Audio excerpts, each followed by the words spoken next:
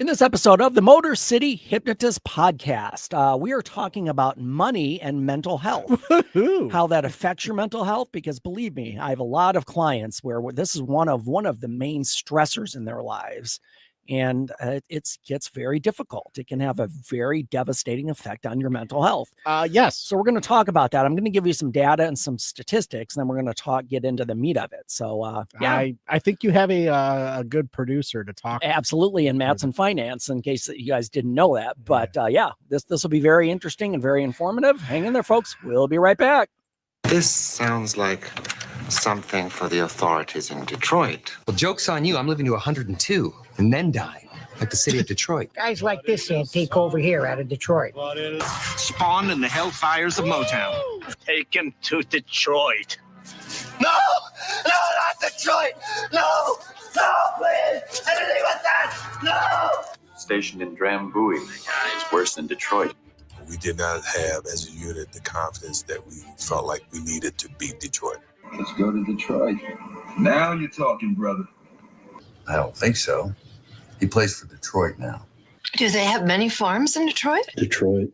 It's in Michigan. I go to school. I know where Detroit is. Get ready for the Motor City Hypnotist, David R. Wright, originating from the suburbs of Detroit, Michigan. He has hypnotized thousands of people from all over the United States.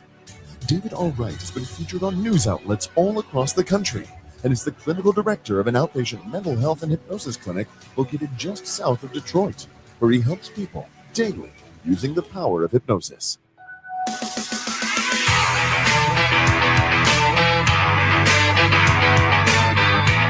Welcome, the Motor City Hypnotist, David R. Wright.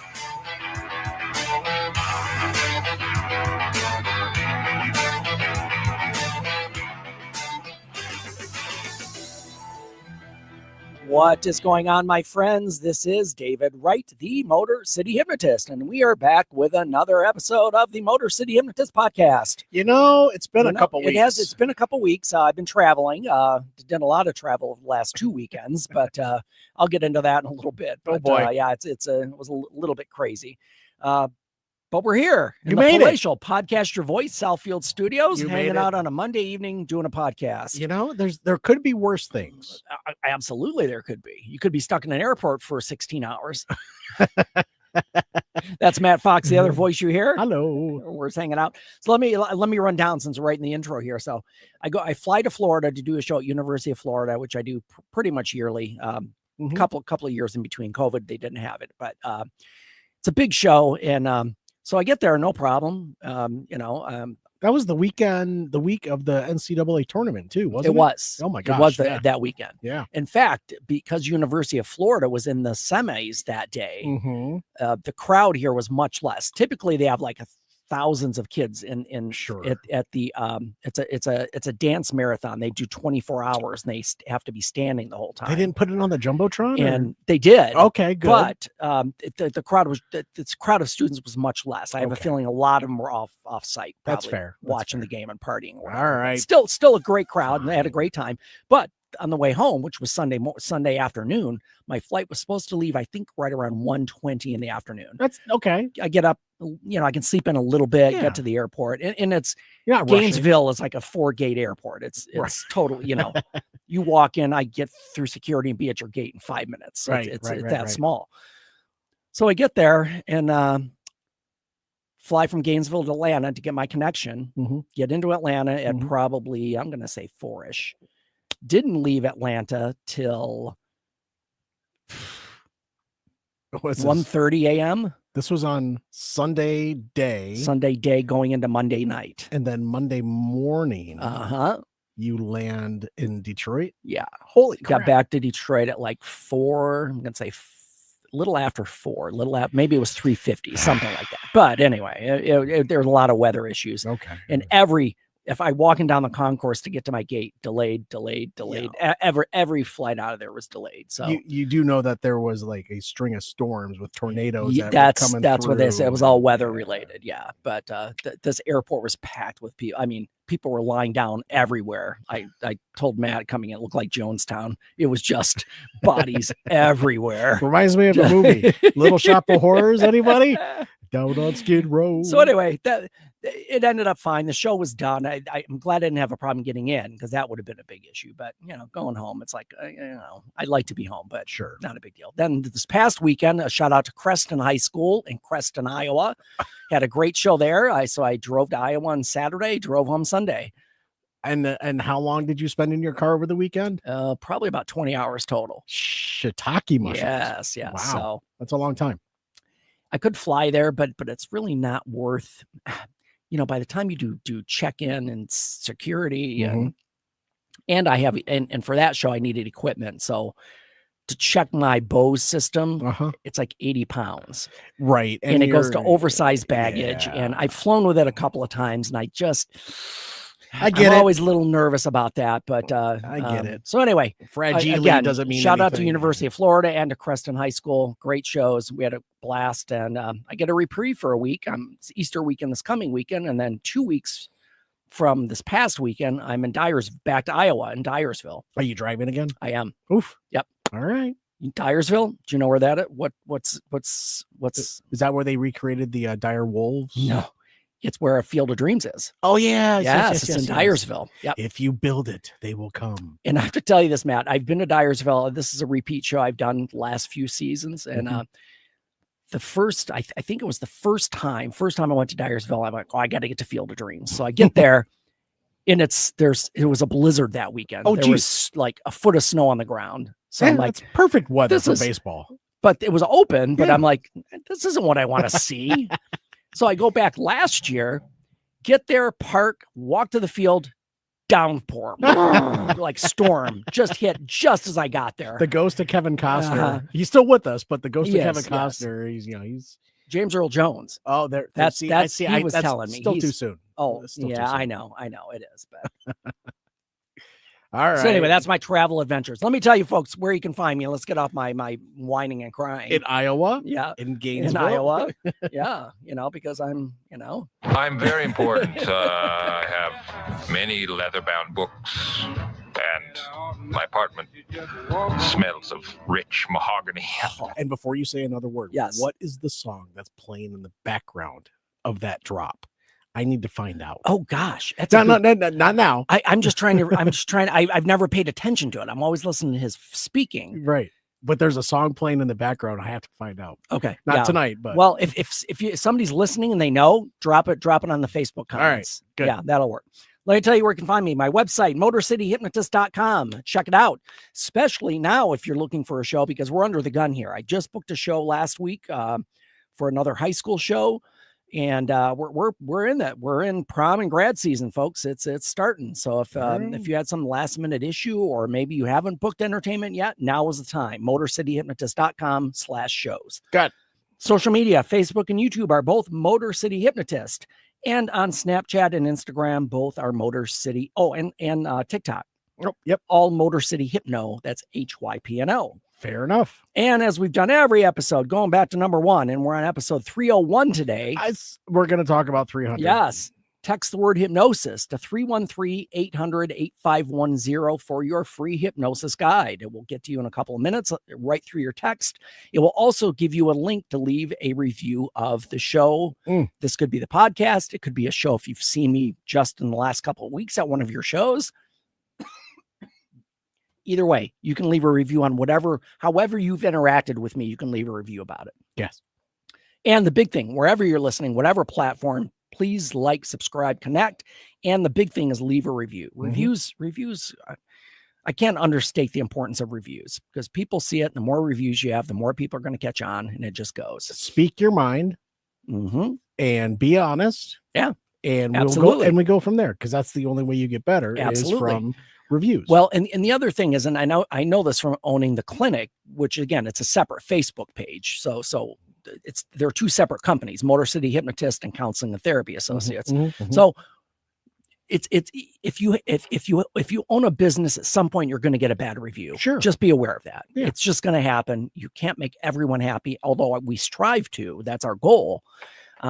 But sometimes people just in general, they like to bitch. I mean, sometimes it just happens. And sometimes it's warranted, sometimes it's not. But the point is reviews are helpful, good and bad, because it kind of gives you an idea. And if it's 90% good, you can probably feel pretty confident with it. Perfect. Fantastic. Is it time? It is time. It's time for our winner of the week.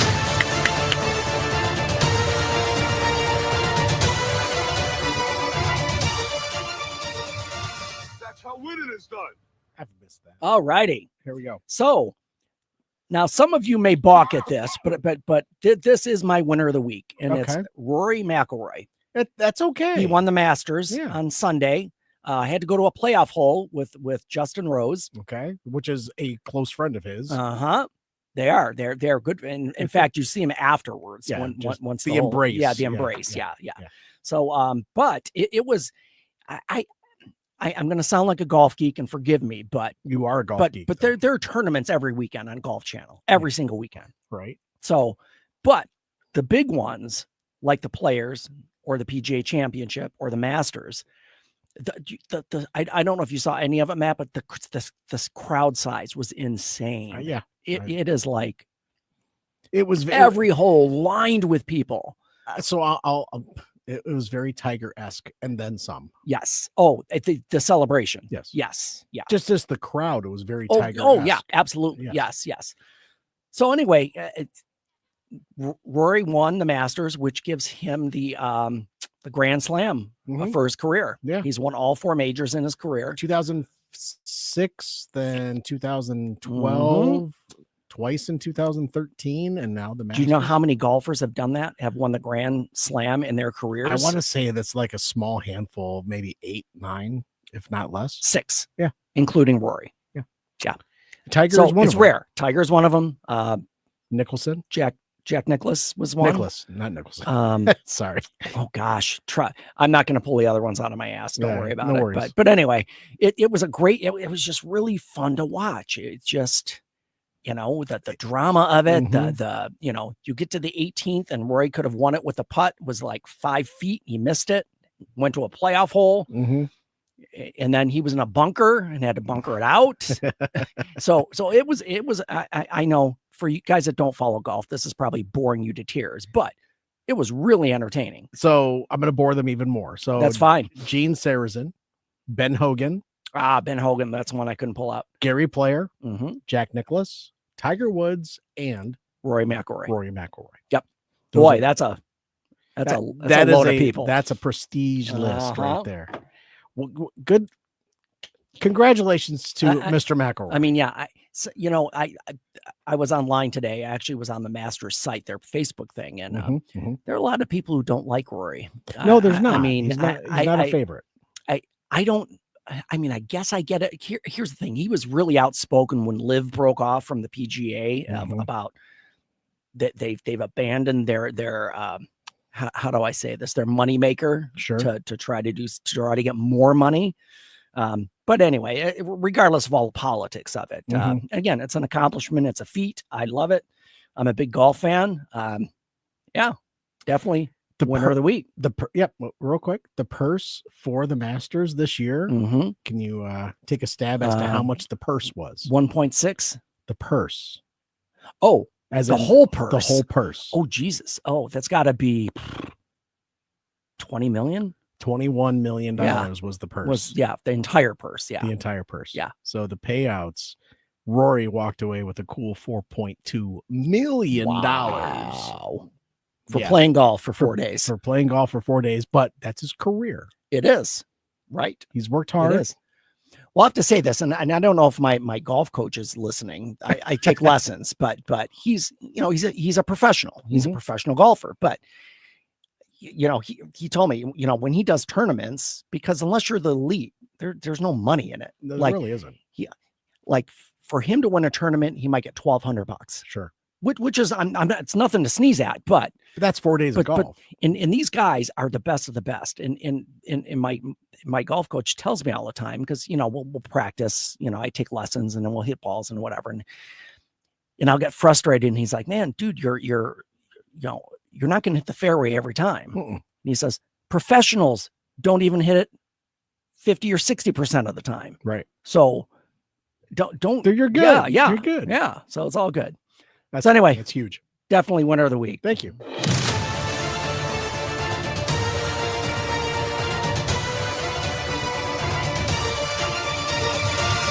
That's how winning is done. Yes, it is. So, back to it. So what would you do with $4.2 million? Would that alleviate a lot of frustration in your life?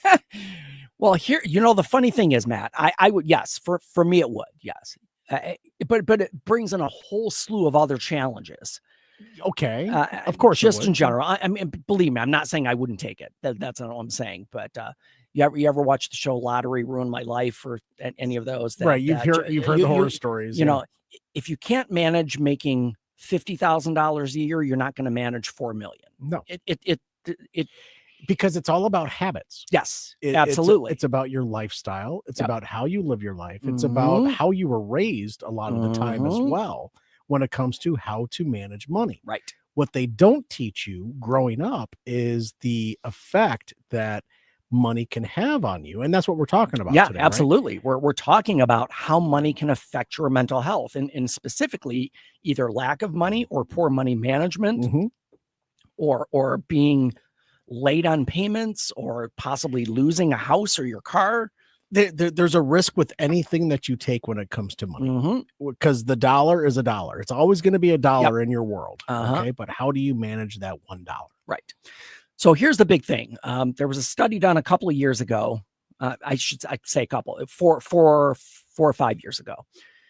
But the supposition of this study was to kind of tell you that people who have debt problems are more significantly likely to experience mental health problems. And because it's one and the same. You want to do things, you want to be able to go out and travel and have a good time, but you don't have the means to do so. Yep. However, you make choices that pull you down even further because you don't really understand the implications, or you're just buried and you don't have any options. So in this study, almost half, 46% of people in problem debt have mental health issues. Okay. Self-reported. 86% of the respondents, it was a money and mental health survey. They surveyed 5,500 people and 86% of them said that their financial situation has made their mental health problems worse. A vast majority of them. So let me ask you this question. When it comes to taking care of yourself, the mental health part of you, that's not cheap. No. Yeah, especially if you don't have insurance. Right. And yes, if you don't have insurance, now you're coming out of pocket to take care of your mental health, but you don't have the means to take care of your mental health. Right. So you get pulled down even further down the rabbit hole. And here's the thing, and we're going to get into strategies and actions that you can take. But I do want to say, and Matt, you brought this up before, I believe, that there are services out there for people who are indigent or lower income or maybe can't afford it. So Easter Seals is one, community care services, the guidance center. And I'm talking about in our area. I'd definitely do a search online for wherever area you're in. But, sure, absolutely. But there are services available. So here's the other connection. The immediate connection is that people who have mental health issues are more likely to have money issues in general. So almost 1 in 5, 18% of people with mental health issues have problem debt. People experiencing a mental health issue are 3.5 times more likely to be in problem debt than somebody who doesn't have mental health issues. Okay.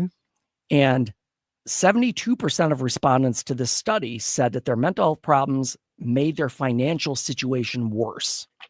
So in essence, they might be depressed or anxious, but that's made their money problems worse than they would have been. Okay. So we're going to talk about a cycle, and Matt, you'll probably know exactly how this is going. Yes, not you personally. No, because you work in finance. So I've been in banking for almost 25 years. So I've heard it, I've seen it. Unfortunately, I lived a part of it as well, going through my early 20s and then through a divorce. Yep. I've seen it, I've heard it, I've experienced it. So go on. So this is the cycle. Mental health problems make it more difficult to earn and manage money and spending, and more importantly, to ask for help or to seek help. That's the bottom line. What happens then is you suddenly, if that's where you're at, then you're going to have financial difficulty, which leads to stress, anxiety, a lot of other mental health issues if you go into collections or have to go without things that are essential in your life because of money. It adds on to the mental disorder. Yep. People are out Yep. to get me. Mhm. No one wants to help me. It just adds and it adds. Well, and and that adds more mental health problems, and that cycle just continues. Yeah, It's like this vicious cycle you can't very, get out of. Very. So again, we know financial difficulties contribute to stress and anxiety. So here's the thing. A lot of times with mental health, there's already a stigma attached to mental health. But somebody might be able to say, yeah, I'm depressed or anxious because I had a death in the family, or I just got a divorce, or whatever the situation is. I can't tell you, maybe on one hand, the people come to me and say, my issue is money.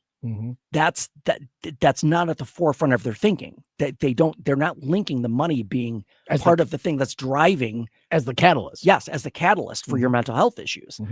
And it really reduces when you have financial issues. And I'm alluding back to what you just said, Matt. It's much more difficult to get mentally healthy when you have financial issues. One, it could be a challenge as far as the cost, but people with depression and problem debt are 4.2 times more likely to still have depression 18 months later than people without any financial difficulty. How does one get themselves out of financial difficulty is the biggest question that I can ask, because it's all up to the individual. Yep.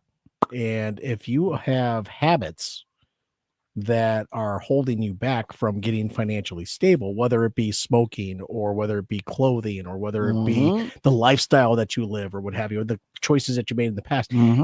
I was told something at a very young age. You need to change your lifestyle because I was living beyond my means. Absolutely. And that is a very hard, it's a coming to Jesus moment, really. Yeah. And you need to really be honest with yourself. Yep. Can I afford the way I'm living? And if you can't, then you need to make changes, but you have to be mentally ready for those changes. You can't have steak every day. Well, I'm sorry. You're going to have ramen. No, exactly right. And the issue is that some people just get so kind of lost in it. They get hung up. And it's like they don't know what to do at that point. And that's fair. And here's the other more serious, again, having stress and anxiety is serious enough, but people in problem debt are 3 times more likely to contemplate suicide. That's what came into my mind. And that's really, that's a terrible statistic to hear, but it's real. Yep. It's absolutely real. And folks do it because they feel they have no way out. No way out. That's what they feel like. So here's some other interesting data that we have. The income gap for those with mental health issues is significant. I bet. As far as making a living. People with mental health issues, and again, this is just based on one study of 5,500 participants, still have a gross annual income $2,376 less than people without a mental health issue. Okay. Now, I know that doesn't sound like a lot, but I want you to repeat that because I want to get the numbers right. Go ahead. People with mental health problems have a median gross annual income of $2,376 less than people without a mental health issue. So somebody makes, let's just even it out. Someone makes $5,000 a month. Somebody makes $2,500 a month. Right? That's half. Yeah. Right. Well, it would be like 2,300 less per year. I'm rounding up a little bit. Yes. You have someone that makes $5,000 a month, and that's how much a year? $5,000 a month? 5 times 12. Yeah. Do the math. Yeah. I've been mathing all day. And then you have someone that brings home $2,500 a month. Is that before or after taxes? Yeah, it's hard. Yeah, it's hard. So they didn't break it down, but it's very difficult to live off of $2,500 a month. Sure, absolutely. With rent and groceries and childcare if you have children, and vehicle payment if you have a vehicle, and insurance that you are obligated to have in this state of Michigan. You have to have insurance no matter what. It's just it adds and adds in your cell phone and your Well, and then here's the other thing that comes into play, and of course we know when I say this, it's going to seem like common sense, but less than half of the people with mental health issues in this study were employed. Less than half. So 5,500 people were in the survey, and half of less than half were employed. That's due to mental health issues. That's wild. Yeah. And that really is kind of like that. And those who did have jobs are more likely to work part-time because of their mental health issues. Because they can't get out of bed. And I'm just piling on here, but it's important to hear this information because you might be in this population. More than 1 in 3, 37% are in the lowest paid occupations. Meaning janitors and probably like minimum wage or somewhere near there. Yes. Not career positions. Not career. They're in hourly positions. Yes, exactly. Jeez. Now, contrast that to those who didn't report mental health issues, and the difference is 12%. I know that doesn't seem like a lot, but it is. Here's the other thing that happens. People with mental health issues are more likely to receive government benefits, whether that be Social Security, disability, whether it be food stamps, whether it be WIC, whatever the whatever the aid agencies are. Well, food stamps and WIC, that's all grocery based. Right. This Social Security, disability or what have you, that's state based. Right? Yes. Or I'm sorry, and the state would provide funding, the government would provide funding. So there are resources that these individuals tap into, but it's not enough based on no. And again, even the study says receiving benefits is good, but it provides a very low level of financial support. Very. And if you're getting funding, if you're getting resources from the state and you are working, you actually have to tell the state, I'm working this many hours and I'm making this much. And they may just decrease the amount of benefits that you're getting on a monthly basis because you're showing that you can support oneself. Well, and again, here's another interesting stat. The cost of living is crazy. A third of benefit claimants, any type of assistance, any type of government assistance. Sure. 35% and nearly half, 47% of adults receive some kind of out-of-work benefit that receive an out-of-work benefit have a mental disorder. I mean, they kind of go together. It is. Yes. And this is not a criticism. I'm just telling you that the situation that people are in, because, again, as I'm going to refer back to experience in my 32 years of working clinically with clients, many of them are applying for or on disability. Now, I'm not a disability expert, but it's not major income. You're talking probably a couple $1,000s a month, if that. So can I play devil's advocate real quick? Sure. Are they claiming because they have to be, or because they're playing the system? I have to ask that question. No, that's a fair enough, fair question. Because some people do milk the system. Some people don't want to work, and I don't say I get it, but that is a part of the population out there that happens. I have to ask that question because it's out there, and I really wish that there were a way to weed those folks out that are playing the system, if you will, because they're just holding back everybody else that really needs. Well, and here's the challenge that comes in, again, coming from a professional standpoint and working with clients. Many of them that should be, in my professional opinion, that are, they're not able to work. Their mental 100%. issue prevents them from working, but many of them have been turned down over and over for disability. Because of why? Because the system's abused. Correct. Yes. That's the downfall. That, that is the downfall. And that's the challenge for a lot of people. Thank you. You've made my point. So when you have a mental issue or mental challenge, whether it be anxiety, depression, bipolar disorder, whatever it is, you're going to struggle to maintain and work and have benefits and have income. So as part of this report, they said that in 2018, 23,000 people were struggling with debt while they were in the hospital for mental care issues. So 23,000. Yeah. Said. And here's another one. The research also found people with common mental disorders are twice as likely to be behind in debt as far as taxes, required debt, income taxes, property taxes, whatever, things that you have to pay. The essentials. Yeah, yes. the essentials. As a American citizen. Jesus. Yeah. And again, I'm hitting all these, and it just sounds like a bunch of data, but it's not. Well, these are real people, and I'm trying to get across that this affects a lot more people than you would ever expect. Yes, this is affecting the low. I hate to use the word low income, but it affects the low income population the most. But the other side of the coin, it's the folks that make the money, that pay the taxes, that are paying for these folks to get the resources that they need. Sure. And who's holding who back? Well, that's a philosophical question. Yeah. I mean, it's a good question. But it comes down to if folks truly have a mental health disorder and they have money problems, and those money problems are affecting their mental disorder, where does the line get drawn so we can all be in this together to help one another? Well, and see, and that's really a challenge. It is. If somebody had an answer to that, they would be. We're going to have to talk Star Trek logic, right? At Exactly. this point. Right. So, yeah. But that's where my brain is. We all have to be one body of individuals to help one another. Sure.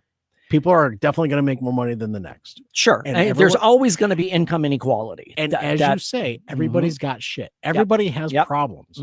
But where does that line get drawn so we can all come in together and make it so we don't have those problems? Yeah, I mean, that would be fantastic. I know, in a utopian society, I know. That would be the case. I know we have another episode to get to. No, we do. And we're going to continue this. So here's what we're going to do, because I have some more stuff to give, and then we're going to give you some practical things that you can focus on. Thank you. So we're going to do that starting next. We're going to do another episode. If you're on Facebook Live, stick around. We're going to be right back with another episode tonight. If you're listening to audio, whatever platform you're on, skip ahead or wait till it drops on Tuesday or Thursday. This conversation is getting me fired up. I know. You tell? No. Well, but see, because you're in finance, this is right in your wheelhouse. It's not just finance. It's about the philosophical. It's about how we take care of one another. Because and again, I'm going to get off just for just a minute on my soapbox that in a capitalistic society, which we're in, there are haves and there are have-nots. That's part of what happens in that society. Fair. And I'd like to say that the people with the most money help those who don't, but that's not what happens. No, that's not how it works, unfortunately. And I don't want to begrudge the people who've worked and made money. They'll just send people into space because they can pay for it. Well, and again, if you just look at one of the biggest issue, if you broke it down, and I'm going to be, this is probably not a bold statement. I'm sure somebody said it. If you break down the United States and say, what's our biggest problem in this country? Income inequality. Just money. That's it. That is the issue. Because without income, there's more crime. There's more illness. There's more mental health issues, which we're talking about. Yeah. And that cycle just continues, because if you're born into that, that's all you know. And unfortunately, data shows that if you're born into poverty, you typically live in poverty for the rest of your life. Right. There are exceptions. I'm not saying there are big exceptions to that. But for the majority, that's just what you've learned. That's what you were born into. That's all you know. So that's how you operate. Sure. Yeah. Man. So yes, we are going to come back with part 2 of money and mental health. Before we leave, who needs a home? Michael. Michael needs a home. No, I'm sorry. That's Jason. Michael is a mixed breed. He was born in 2022. So Could be a couple 2 to 3 years old. He's 60 pounds. Dog friendly, yes. Cat friendly, unknown. Kid friendly, over 5 years old. Okay. There's Michael. Come on. I know. Come on. Michael needs a home. Look at those sad eyes. No. He's like, I want a couch. Listen, the coloring between his eyes, the white, Yeah. between the marbling on him. Oh, Uh-huh. he's beautiful. Yeah. He's beautiful. Yeah. And You wanna take a look? Yes, I do. And the white between his eyes, on his nose and his snout matches his paws. He's gorgeous. I know. It's a beautiful dog. It's a beautiful puppy. And I don't want to say this to make people feel guilty, but he was born in 2022. So I don't know how long he's been in the shelter, because somebody could have given him up as a puppy or after a year or two. He's 3 years old. He's got some things about him, I'm sure. He probably has some behaviors that might have to be worked on, but you know what? Those are the best. Yeah, that's the best time. But look at that. He wants to cuddle with you. He wants to cuddle with you and lick your face. He loves peanut butter. There.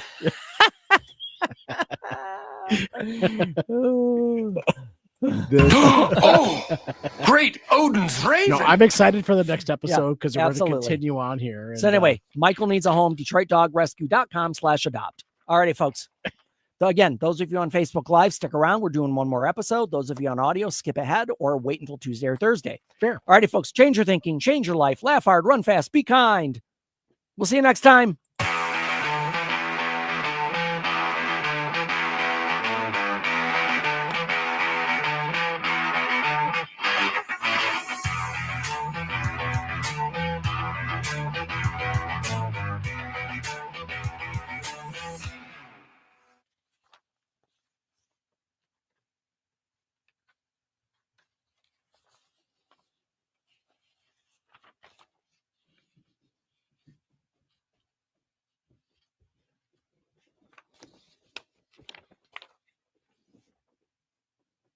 In this episode of, are you ready? I'm ready. All right. Oh, I thought you were saying go ahead. Sorry. No, sorry. Did you see yourself on the screen? No, I did not. I did not. Sorry. I just love the fact that you caught me off guard. It's been a couple weeks. It has. I'm out of the swing. All right, a little cross contamination there. You ready? Yes. Here we go. In this episode of the Motor City Hypnotist podcast, we're back with money and mental health part 2. If you didn't listen to part 1, you can jump back an episode or catch up after this one. So either way, you get all the information you need. So we're talking about, again, the effects of money challenges and how that affects your mental health. And I'm going to give you some specifics on this episode of kind of what you might want to start doing or could do to kind of help yourself with that. And as usual, we're giving away free stuff. Hang in there, folks. We'll be right back. This sounds like something for the authorities in Detroit. Well, joke's on you. I'm living to 102 and then dying, like the city of Detroit. Guys like this antique over here out of Detroit. Spawn in the hellfires of Motown. Take him to Detroit. No, not Detroit. No, please. Anything but that. No. Stationed in Drambuie. It's worse than Detroit. We did not have, as a unit, the confidence that we felt like we needed to beat Detroit. Let's go to Detroit. Now you're talking, brother. I don't think so. He plays for Detroit now. Do they have many farms in Detroit? Detroit to Michigan. I go to school. I know where Detroit is. Get ready for the Motor City Hypnotist, David R. Wright, originating from the suburbs of Detroit, Michigan. He has hypnotized thousands of people from all over the United States. David R. Wright has been featured on news outlets all across the country and is the clinical director of an outpatient mental health and hypnosis clinic located just south of Detroit, where he helps people daily using the power of hypnosis.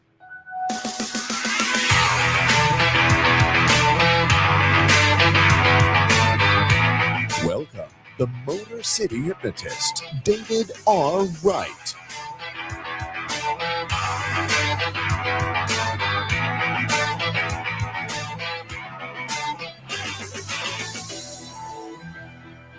What is going on, my friends? This is David Wright, the Motor City Hypnotist, and we are back with another episode of the Motor City Hypnotist podcast. You know, it's been a while. It has been. It's been a couple weeks. Again, I was traveling, doing shows. You probably can catch up on that in the last episode. I won't go through my travel challenges. But anyway, we're here in the Podcast Your Voice, Southfield Studios. That is Matt Fox, the other voice you hear. I am so happy to be back. I'm happy to have you back, Matt. I can't wait for next week now. Absolutely. What's happening next week? Easter. Next Monday? Oh, Monday. We're doing a podcast. Do we have a guest? Oh, no, we are going to have a guest. Let me tease that. Terica Lewis, she's a therapist in my office. She is a licensed professional counselor and a certified sex therapist. What? Yeah. Uh-huh. Yes. Uh-huh. Hold on. I have something for Sexy time. I just wanted to make sure that was still happening. Yeah, it's scheduled to happen. Hopefully it'll work. We have it on the calendar. So next Monday, Terica should be with us. Perfect. And yeah, she'll tell you what a sex therapist does. I would love to hear this. Mm-hmm. Yeah, it'll be Cannot very wait. interesting. So yeah, make sure if you want to watch live, folks, Facebook, Motor City Hypnotist Facebook page. Mhm. We broadcast live every Monday. Every Monday Evening. when we're here. Unless we're off for whatever reason. Sure. So let me tell you folks where you can find me. Website is motorcityhypnotist.com. Check that out. A lot of cool stuff there, especially if you're looking to do a show. We're right in the midst of prom and grad season. So, maybe your entertainment, maybe you haven't booked one yet. Maybe somebody bailed on you. Go to my website. You can get a quote in minutes and book it online. You don't even have to talk to anybody if you don't want to. Okay. My social media, Facebook and YouTube, are both Motor City Hypnotist. And on Snapchat, Instagram, and TikTok are Motor City Hypno. HYPNO. Just trying to get my microphone as right, That was even not with right. yours. Well, Yeah. and your free hypnosis guide. We've offered this all the way going back to episode number 1. I was going to say season 1, but we don't do seasons here. But This is number 30. this is 302. Oh my god. Yeah, it's crazy. We are Sparta. Plus 2. Yes. I'm very important. I have Cheers. many leather-bound books, and my apartment smells of rich mahogany. Still The want to song, know. I know. That's why I played it again, because Matt's trying to figure out the song in the background on that Anchorman clip. So actually, you probably go to their go to their the site. soundtrack. Go to soundtrack. Yeah. It's probably in there. Probably. Yeah, probably. I'll find out. Anyway, free hypnosis guide. Text the word hypnosis to 313-800-8510. And within a couple of minutes, you'll receive a text with your hypnosis guide attached and a Google link to leave a review. It could be a review of the podcast, a review of my show, a review if you've seen me in person. But either way, leave a review. That is so helpful, and it helps the show get out to other people who might be interested. Okay. All right. We're ready. Oh, is it time? It's time.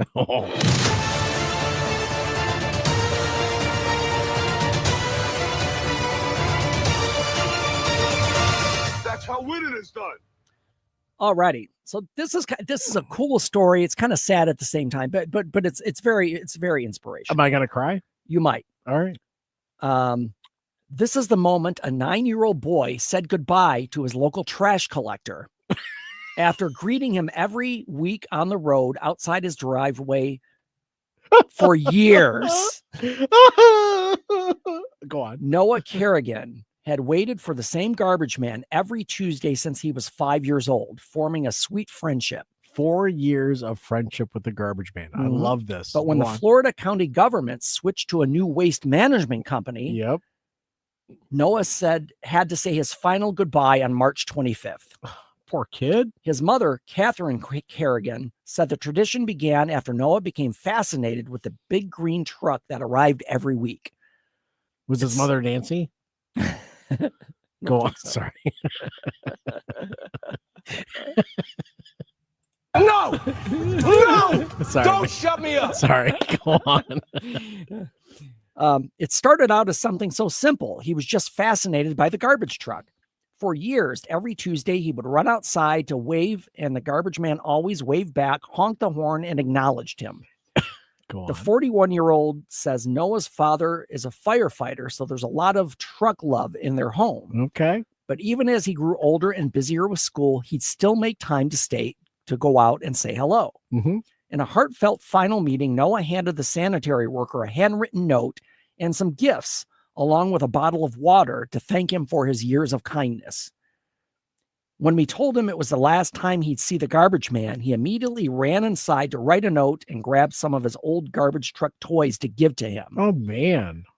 He wanted to say thank you. It was so sweet. This man had been part of Noah's life for years. It was a friendship built on the smiles and waves.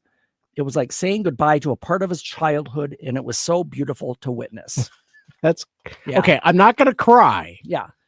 But what did he give him as a gift besides the water? Okay, so I don't have the link to the article will be in the show notes, but I'm just curious. There are pictures. He had a little toy garbage truck. Okay, and I think there was something else. I don't know for sure. It wasn't toilet paper rolls or broken crayons. Yeah, it wasn't just like junk. It wasn't garbage. Okay. It was some of his toys, I guess. That's beautiful. So yeah, it made me think because and probably all kids do. Well, maybe not all. I can only speak for my own kid, but he was also fascinated.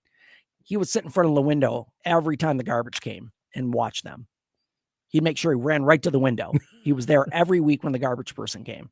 That's great. Yeah. So I understand that. I relate to it. So, but yeah, it's a sweet story, and I feel bad for the kid, but hey, he lost his garbage man. I know, and now he's going to see some new schmo coming picking up his garbage every day. Stupid yellow green. What in blazes are you talking about? Truck. Yeah, some dumb white truck. It's not even green. Honestly, I don't know what we're yelling about. I really enjoy, because I've raised 3 daughters. And they all had their fascinations with certain things. Right. But even my my nephews, they had this thing with machinery, whether it be garbage trucks or washing machines or what have you. Yes, they're fascinated by the obstacle, the vehicles or the contraption that does things, and they get fascinated by it. Another thing my son did when he was very little, whenever we went to like Lowe's or Home Depot, the tractors. Yes. He had to sit on the tractors. Of course. Because look at that machine with a wheel on it. In Michigan, we have a Meyer. Growing up, there was always a mechanical horse that you would put a penny in, and you would ride the horse for a minute and a half for a penny. It was brilliant for checking out. Yeah. Oh, keep absolutely. Keep them occupied. Yes. Sure. So anyway, great story. Really sweet. When I thought that I had to pull that out and use it. Yes.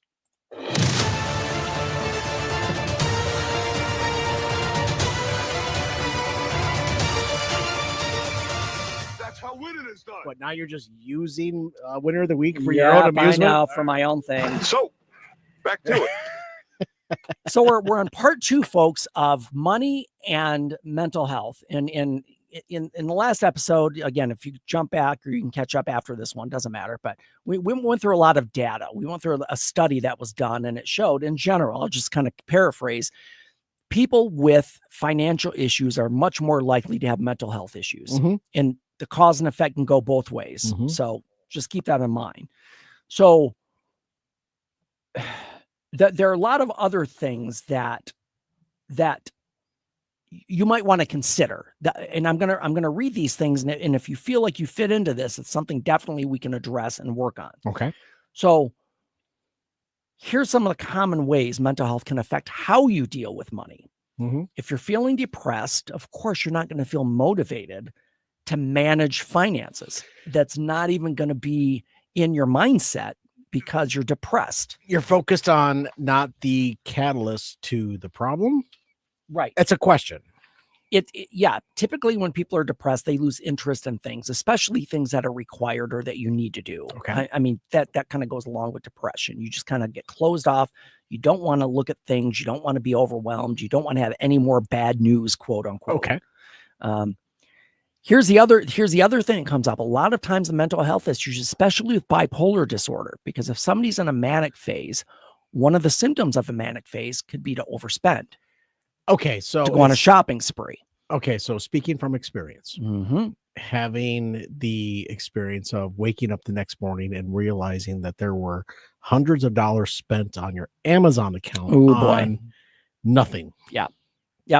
And it was just stuff that was stuff and not needed.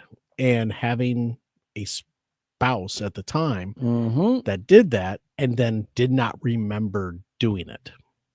Yeah. That's a problem. Yeah, that is a problem. And again, with manic episodes and bipolar disorder, that people, I'm going to try to break it down as simply as I can. When you're in a manic phase, your judgment is affected. So you're looking for a rush, some endorphins, something. And again, sometimes spending does that. People like to spend money, and when they get something, they feel good about it. It releases endorphins into your system. I'm all about endorphins. I love the mental release, but there's got to be a better release, right? If you will. One of the other things that happens when your mental health is not in a great state, it affects your ability to work. Yeah. So you might not work as hard. You might miss a lot of work. You might call off a lot. And again, this affects the bottom line going forward. In the challenge with this is a lot of times when people get into these situations, especially if it's a financial situation, there is no quick fix because it's taken you years to get to this point. And you can't just say, okay, I'm going to change. And if I change it tomorrow, it'll fix everything.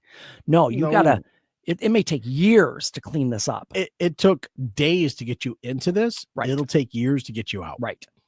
Yeah. So, and again, a lot of times when people are depressed or anxious, they won't open bills. They won't check their bank account. That they won't go anywhere that will give them more bad news. Right. But again, we know by ignoring it, only going to get worse. No, it'll just go away. I don't know what you're talking about. It'll just disappear. So 7 years from now,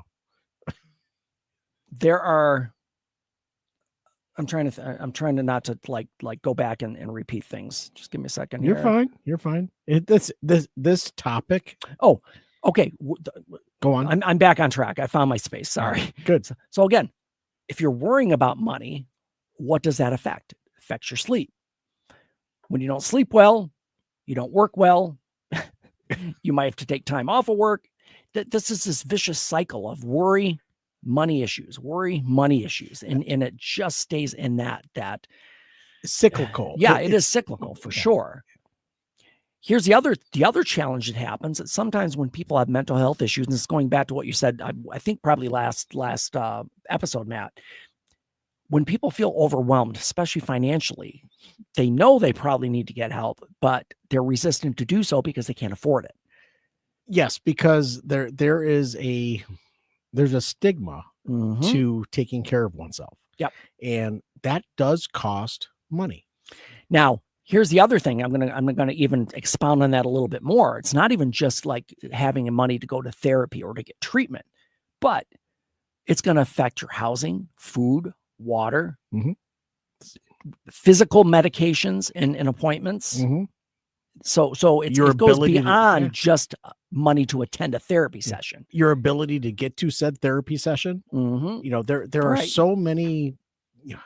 It's a house of cards. No, it definitely is. And if one thing goes wrong, it will come down. And if you are not mentally stable enough to handle, you need to reach out and ask for help. And if you don't have that mental capacity, I hope that you have someone in your life that will share with you their experiences and what they did to get themselves through that hump, right? If you will. Well, and just on that point, one of the other things that are it's next is you might feel ashamed if you need help. Because if you need support and it's financially related, and a lot of people are very reticent to share that information with anyone, because they feel embarrassed about it. They feel like, oh, I screwed up. I can't manage things. So the big thing though is that if you need help, you need to reach out, because if you don't, it's just going to compound. It's never going to get better unless you do something. In fact, it's only going to get worse because you don't every month that goes by just adds to that pile of debt. Right. Yes, absolutely. The other thing is that a lot of times people are in situations where they're supporting a partner or supporting their kids or some external things, family or whoever. And a lot of times we set boundaries as far as personal relationships, but we don't set boundaries regarding money. So for example, say you have I'll just make up a crazy example. Say you have a 40-year-old kid living at home and he's still, you know, eating your food and using your water and using your utilities and not contributing, at some point, you got to kind of reevaluate this and say, okay. So if you wait until they're in their 40s to say like I said, I was making up. I was trying to think of just like a worst case scenario. That is worst case scenario. Right. Okay. If they are in their mid 20s and they are still, I'm sorry to use this term, but sucking on dependent. Dependent. Thank you. Sure. Yeah. Then, that's a conversation that you really have to have, not just with the person, but with yourself. Absolutely. And you have to understand where you are, because you need to be able to take care of yourself and your own mental capacity. But now you're letting this person continue to take advantage of your gracefulness, if you will. The other thing that comes with money is just feelings, because, again, I'll bring up generic examples, but all of these things I've experienced with clients at some point. But in a general example, that you're not good with money, you're not responsible, you don't budget, you're always in debt, but it's this embarrassment, and you don't feel like it just wears you down over time. And the further you get into it, the more hopeless you get.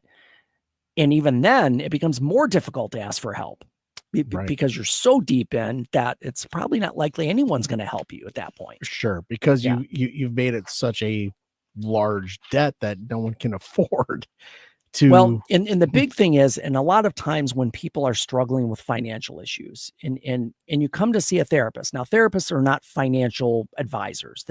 No, but what they can address, and this is the big thing, is what are your emotions around money? So let's say somebody grew up in poverty. Yes. They had nothing, I'm talking about severe poverty, like, food stamps and government assistance and things like that. Section 8 type stuff. Yeah. Right? Yeah. And then you get a real job as an adult, and you start making for what somebody who grew up on like $12,000 a year, and you're now making $80,000 a year. That's a huge increase. That's a lifestyle change. And sometimes that, even though that's for a lot of people, that's a fortune. If you haven't learned how to deal with that could become an issue later, because you lived in poverty, you didn't have anything. It might be easier to go overboard and say, I can do anything I want now because I have all this money. It's just that it's that emotional, you're trying to disconnect from the pain of childhood and being in poverty. And then you go too far once you get stable and start to make good money. You live in poverty at $12,000. Okay. So the median average income, low income household is about 22,000. Right. I'm just throwing that out there. Right. Yeah. If you make 80,000 a year, you know what? If you don't understand how to manage money, you will still live in poverty. Absolutely. That's kind of the point of this. Yes. It doesn't matter if you make $1 million a year. If you don't manage money, you will still live in poverty. It's still going to happen. You're living beyond your means. So here's some suggestions, and these are things that I want people to put into practice, because it will help. And here's the thing: you have to get beyond that feeling of avoidance, because you don't want to be overwhelmed with it. Because if you don't take action, it's only going to compound and get worse. Sure. So one of the big things is, what I'd like everybody to do, if you feel like you're in this situation, keep a diary of every single penny you spend. I don't care if you stopped at the gas station and picked up a Gatorade. You know what the easiest thing to do with that, and how to do that? A general ledger. Yep. Go to your bank or your credit union and ask for a transaction record. Yep. And then you write down every purchase you make on your debit card, on your monthly bills. That'll help you break out exactly what you spend your money on. Yep. And you will see the amount of money that you spend on groceries. You will see the amount of money that you spend on your lunch. Yep. You will see how much money you have to pay for rent, and you know that is going to come. And then you're looking at it going, what am I going to do? How am I going to make this work? I need to cut back on A, B, and C. Absolutely. And if you keep I'm sure there are phone apps that can do that for absolutely. you. I know there have to be, but for me, the best mental way to do it is to write it down. So you are the one that's saying, I spent X amount of dollars on lunch. Here's another suggestion that comes from mental health experts and financial experts is, if at all possible, avoid using your debit or your credit card, because cards are plastic. When you use a card, you don't see money. Yeah, just because you just see a card. Just because there's checks in the checkbook does not mean there's money in the account. Well, no, but it's so easy to say $1 here, $10 there, $20 there, and if you're using a card, by the end of the month, most people. This is just a number I pulled out of my ass. Yeah. Probably 80% of people have no idea what they've spent in a month once the month ends. Yeah. They just pay it, or they pay their credit card payment, or they, but so using cash is going to help you be more. It's a lot harder to give somebody a $20 bill than your credit card. Yeah. It's human nature. Because listen, cash is, back in the 50s and the 60s, cash was king. Yep. It was the thing to have. Now it's about credit. Yep. Credit is what you want to have. So you can go out and spend because it's based on your income that you reported to said company to get said credit limit. Yep. Now, if you were to lose your job, unfortunately, if you were to not make as much money as you did the year prior, that credit that you have, that does not mean it's available for you. No, I mean, it's there if you want to take it, but that's not the right move. No, it's not. Right. You don't take it because you should know mentally that you can't afford to pay it back. Right. And that's and again, I'm going to preach to the choir because most people know this, but credit cards are a scam. They are a financial scam. These credit card companies charging 24% interest rate. Keep going up. Or 30% interest rate. You're getting closer. Yes. A lot of them are in that range. And these companies are making billions of dollars off of debt. There was legislation that is now being annexed because it was the previous administration that said we want to eliminate overdraft fees that banks and credit unions charge to their consumers and their members and customers, right? Yep. And it couldn't be any more than $5. Yeah. That was the amount that an overdraft fee could be. And the entire finance industry went ape shit. Yeah. They said, you are eliminating the ability for us to take care of our members and our customers, because we will allow them to overspend, but we want to charge them. And you're taking away all these resources. And that's where payday loans come into effect. Geez, I know. What was that movie I was telling about? 1,400%, right? Yep. But there are the resources that, and being in banking, as long as I have been, I have seen it work for folks. I have seen it work against folks, but it comes down to the member to understand their own spending habits and how it's going to affect them, which in turn, as a banker, it's going to affect them mentally. And then we sit down with somebody and we have to spell it out and show them the primrose path back to stability over years of work. Yes. Well, no, but that's the issue. People just get overwhelmed by what has to be done to fix this. And it's not a short-term resolution. It's not. It's a lifestyle change. So I'm going to go quickly through some specific things you can do. One is tell someone about your difficulty with money. Okay. Whether it be a partner, a spouse. Well, if it's a spouse, that's even more of an issue that we get into. That's a coming to Jesus. Well, yes. But that needs to happen, or a friend, or a therapist. But you need to tell somebody that you're struggling with finances and your mental health, because you need to have some accountability. Now, let me ask the question. I know we're over, but I don't care. No, we're good.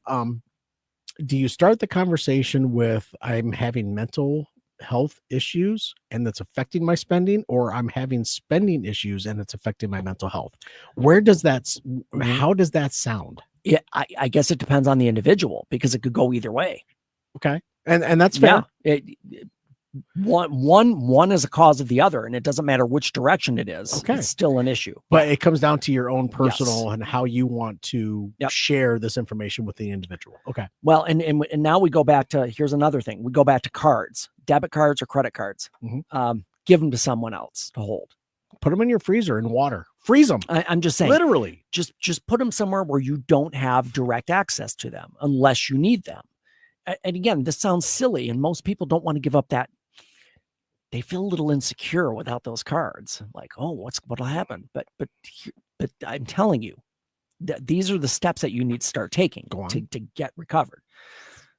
Don't save any of your card details on Amazon or any other sites that you purchase from. You have to physically go in and put in the number yourself. Okay. And just that is going to dissuade some people from doing purchases. The way cell phones work now, David, I know it saves the information. It makes it so easy. Or delete apps or websites on your browser that you would typically spend money on. Amazon, Facebook, and Marketplace, whatever. I mean, it could be stores. Maybe you have an online account at Macy's, and that's where you just shop all the time. That's fair. But or Kohl's. Just get rid of it. Yeah. Don't click on advertisements in social media because I'm telling you, folks, this is real. You're targeted. They know exactly what you spend. They know exactly what you make. They know how much time you spend online.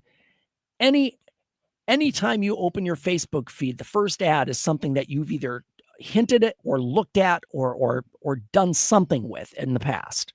Have you seen the first episode of the new season of Black Mirror? I have not. It's called Common People. It'll blow your freaking mind. Yep. Because it is spot on and it's so damn scary. Yeah, it is. It's amazing how much information these social media sites have. So again, scary. we're talking about monopolies and controlling, but again, that's a whole other algorithms. Yeah, absolutely. Whenever you're going to buy something, wait a day. Okay. Yep. Sleep on it. I don't care if it's a fridge. I don't care if it's a couch. I don't care if it's a shirt, whatever it is. Sure. If you feel the urge to buy it, just say, I'm going to buy it tomorrow. Okay. I love revisit it then. I love that. It'll give you time to think. It'll give you time to that way, it's not an impulse purchase. That is the main thing. Yep. That is the big thing. Find other ways to enjoy yourself without spending money. Now, I know that sounds silly, but instead of going to the movies or out to dinner, eat at home and then go for a walk. That's go to the park. Go for a walk. Or do something that doesn't cost money. Now, there are not many things you can do that don't cost money, but there are. Mm-hmm. But even so, let's say you're going to go to the movies. Okay, instead of going at 8 p.m., let's go at 5 p.m. or 4 p.m. and get the matinee. There are decisions and things that you can do to decrease costs of things that you want to do. Instead of buying popcorn there, take your own. Mm-hmm. Wait, did I say that? Yeah, you could do that. Stick in your pocket. Just kernels in your pocket and just eat them. That's very loud. It's very crunchy. What in blazes are you talking about? That's crazy. I'm sure Orville Redenbacher is the bane of popcorn society in movie theaters. Oh, I'm sure. Yeah. So here's the thing, folks. If you're having mental health and financial issues, and again, more than not, they probably go together. You have to start making changes, even incremental changes. Now, this is a hard thing for a lot of people. I don't care what it is. We're talking about finance, could be anything. If you want to make changes, you're not going to resolve everything in a day. It's like the old adage, how do you eat an elephant? Slowly. One bite at a time. Yeah.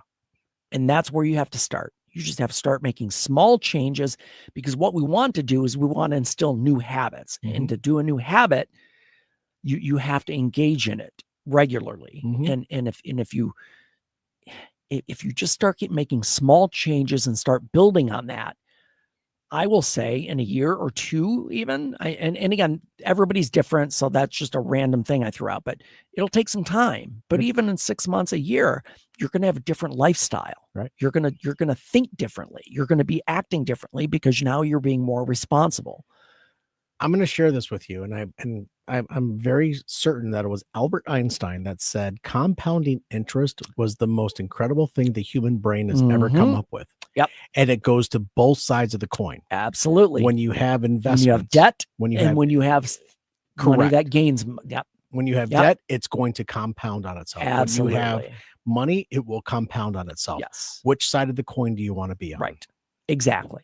And that's a good point, because somebody, and again, just with that example, Matt, somebody who might have $5,000 in credit card debt, say they max out their credit card at $5,000. They're making their minimum payment every month. It's going to take them 4 years to pay it off. More. I would guess more. Credit card companies are supposed to tell them if they just make their minimum payment, it'll take X amount of years to pay it off without spending any more. Yes, without adding to that debt. Correct. That is the big thing. But the reason I bring that up is that it takes you that long to get out of debt. It can work the other way. In that same amount of time, you could make more money than what you're actually paying off if you'd invested that money instead of putting it on a credit card. Yep. And that is the big thing. If you can just I'm not saying you need to get into the stock market and start. I mean, that's a whole different animal. But you can still save money. Put it in a savings account, even though you're only getting what, 1.2% APR, or not even that. Good luck. Yeah. Well, you know what I mean. But there are places you can put it that will give you, minimal return, but you're still saving it. That is the big thing. When your head hits the pillow at night, is your money making money? Yep. Or is it spending money? Yes. Good point. Absolutely. Right. And if you can get to the point where you're making money, even if it's minimal, it's still more money because, and we go back to the mortgage thing. If you take out a $200,000 mortgage for 30 years, how much money are you spending in that 30 years on that mortgage? Based on the interest rate, you could be up to $400,000. Exactly. More than double what the house costs. Correct. Yeah. And I know I spoke about this earlier, but there is a way to minimize the amount of interest that you pay. Absolutely. And it's not about how much money the bank or credit union makes. It's about how much you save when it comes to having debt. Right. Okay. So if you sign the dotted line saying I will go into debt for X amount of dollars and X interest rate, you take that monthly payment and you divide that monthly payment by 12. You take that smaller amount and you add it to your monthly payment. Now you have made 13 payments in 1 year instead of 12, which essentially would take a 30-year mortgage and to minimize that down to 22 years. Yeah. How much interest did you save? Tons of you still paid interest. You did, but it's how much did you not pay? Right. And that is the whole thing. Because and again, your approach should be in an ideal world is that if I take out any debt in installment debt in the term is 5 or 10 or 15 or 20, don't use those terms. No. If it's a 5-year term, make it 2.5 in your head. Right. I have to pay this off in 2.5 years. Make that your goal. Yes. That's make that your goal. Yes.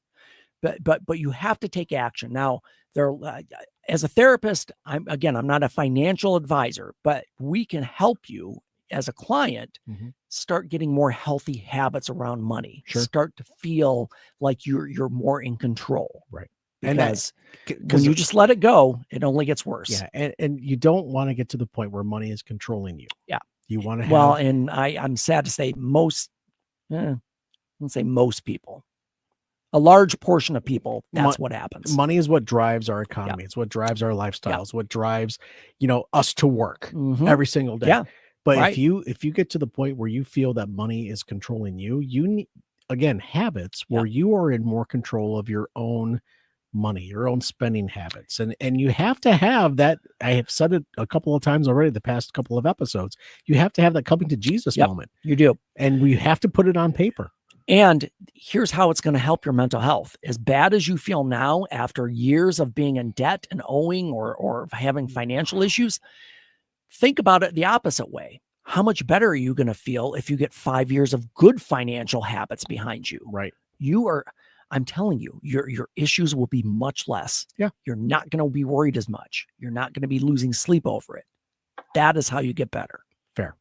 So, man, I almost want to do a part 3, but I think well, you know what's interesting, Matt, because I always think about because when people come to therapy, they think, I have to go to therapy and talk to my therapist and solve feelings. But for me as a therapist, I want want practical things that we can do. So honestly, I think every mental health clinic should have access to a financial advisor, a physical trainer, all of these things that you can do to make yourselves feel better. What's holding your practice back? Is in general? Yeah. With providing those types of services. Nothing. No, I mean, I think it just came up to my head. It's a brilliant idea. Yeah. You find a partner in your community and you tell them, this is what we see a lot. I can't share any information, but I want us to be able to refer to you and refer back. Correct. Yeah. I Set think up those relationships. I think that's a brilliant idea. I've always had this thought in my head, and this is just coming out of just out of left field, because I've thought about this because I've owned this clinic since 2011. So what is that? 14 years. Yeah. To have a wellness center. And when I say that, I'm talking about having a therapist, having a chiropractor, having a massage therapist, having a financial expert, having I'm trying to think of other areas that we can incorporate, like a yoga instructor. But having all these things under one roof. Yeah. Well, I think would be, because you're getting all the resources right there where you're at while you're talking about them. And a lot of communities have a community center. And those community centers have those types of resources that are out there. Now, you as a practice to provide that in general, that's a game changer. Yeah. Because there's mental health behind it. There's therapists behind it. There are well-renowned therapists behind it as well. Yep. So I think that's a brilliant idea for you to explore. Yeah, absolutely. As a practice to expand and grow. Right. And then maybe that becomes a habit with other practices. Yes. And instead of, because here's the thing, and again, I know we're a little bit over, but just take a minute. I've been doing this a long time. I've been in probably, I can count 10, 12 clinics in my 32 years of practice. So I've seen a lot of different structures and organizations. But typically, this is typical. I'm not saying it should be, but people come in, they talk to their therapist, they go home. They talk about things such as money or physical health or sleeping better, but you just tell them, hey, Matt, what's going to be good for you is if you get to the gym at least once a day or do some meditation, and then you leave. But the problem is, to a client who's overwhelmed and depressed and anxious or has bipolar, just doing that is a huge challenge. Oh, yeah. Or I could say, hey, Matt, on your way out, talk to Joe over here, and he's going to set you up an appointment so you can go over your finances. Okay, so that's still a challenge. But it's still there. It's right there. It's right there. Yeah. Yeah. So, all righty, folks. That's a lot. That's our episode. Before we take off, we do have somebody needs a home. Who dat? Bert. Bert. Where's Ernie? He was born December 2024. So he's probably 3 months old. Oh, okay. Puppy. Mixed breed. He's a male. He'll be about 80 pounds. Dog friendly, yes. Kid friendly, yes. Cat friendly, unknown. Okay. Here's Bert. For God. Okay, so 3-month-old puppy. Yep. He's got some big paws on him. His paws are the same color as his snout. Yeah, look at that. You see the paw? I do. He is adorable. Come on. There you go. Detroit Dog Rescue. You are DetroitDogRescue.com/adopt. Bert needs a home. He was just born. He's a puppy. Look at that face. If you can't adopt, at least try to sponsor him for something. Yeah. Go play with him. Yeah. Whatever. Jeez. Yeah. It's crazy. He's adorable. Yeah. I'm telling you, folks, he is. Come on. That face. Look at that. Oh, then we got to go up. There we go. Look at that. Look at his paw. Look at his paw. He's got 5 fingers and 5 toes. She's got 4, really. Yeah, I know. Alrighty, Bert is at DetroitDogRescue.com/adopt. He needs a home. Sorry, I just hold that up one more time. Just look at that. There you go. Bert needs a home. Thank you. All righty, folks. Thanks for joining in. Next week, join us on Facebook Live right around 8 o'clock, give or take a few minutes. Our special guest will be Terica Lewis. She is a licensed professional counselor and a certified sex therapist who works in my office with me. So be a great time. We have some great conversation. I'm sure a lot of you may have questions. So I will join us on Facebook Live. You can join in the conversation. If there's anything that you would like to ask, we'll be here for you. Love it. All righty, folks, change your thinking, change your life, laugh hard, run fast, be kind. We'll see you next time.